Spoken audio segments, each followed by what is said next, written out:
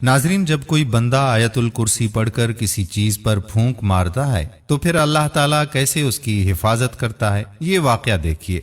एक आदमी था जिसका ये मामूल था कि वो जब भी अपने घर से बाहर जाता तो आयतुल कुर्सी पढ़कर घर के दरवाजे पर फूंक मार देता और बड़ी बेफिक्री के साथ घर से निकल जाता। उनको किसी भी किस्म का कोई खौफ ना रहता। इसी तरह एक दिन वो अपने घर से बाहर जाने लगा तो दरवाजे को बंद कर दिया, ताला लगाया और अच्छे तरीके से आयतुल कुर्सी पढ़कर घर के दरवाजे पर फूंक मार दी। जैसे ही वो अपने घर को ताला लगाकर बाहर गया तो दो चोरों ने ये मंसूबा बनाया कि ये अब घर से बाहर चला गया है, चलो इसके घर में चोरी करते हैं। वो दीवार पर चढ़ने का मंसूबा बनाने लगे। उनमें से एक बंदा जल्दी से दीवार पर चढ़ गया, उसके बाद दूसरा बंदा भी दीवार पर चढ़ गया। दीवार पर चढ़ने के बाद दोनों चोर जल्दी जल्दी से नीचे उतरने लगे ताकि उस शख्स के घर में चोरी की जाए। लेकिन जैसे ही वो दीवार फलांग कर नीचे उतरे तो दोनों अंधे हो गए। दोनों को नजर आना बंद हो गया, उन्हें कुछ भी नजर नहीं आ रहा था। एक उनमें से चारपाई पर गिर गया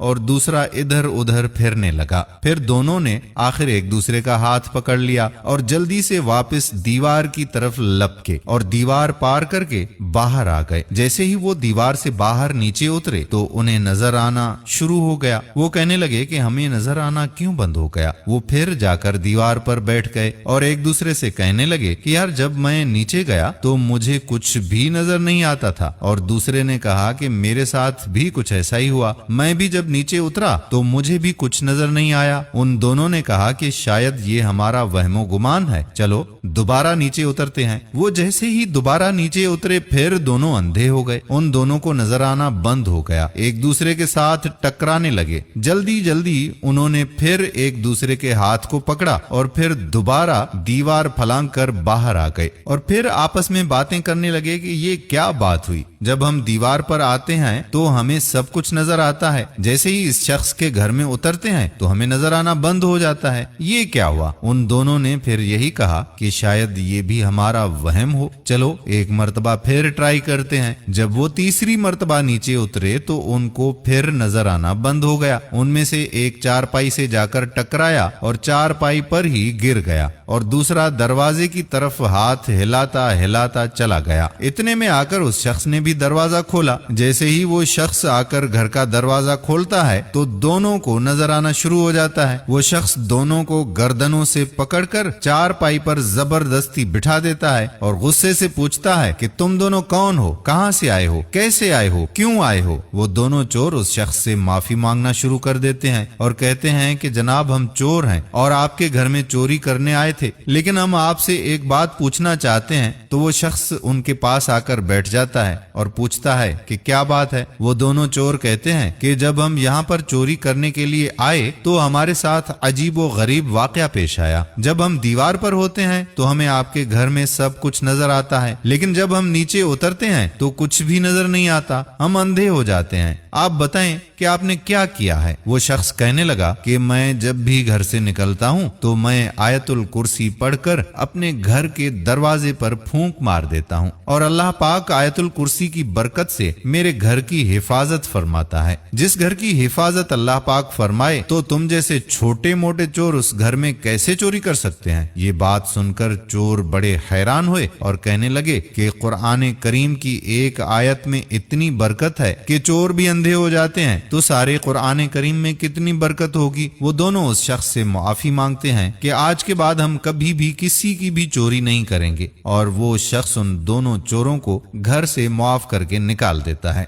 दोस्तों, इन हकायक से हमें पता चलता है कि हमें जहां भी जाना चाहिए तो अपने माल की हिफाजत के लिए आयतुल कुर्सी पढ़कर अपने माल पर फूंक मार देनी चाहिए। इससे अल्लाह पाक हमारे माल की हिफाजत फरमाता है।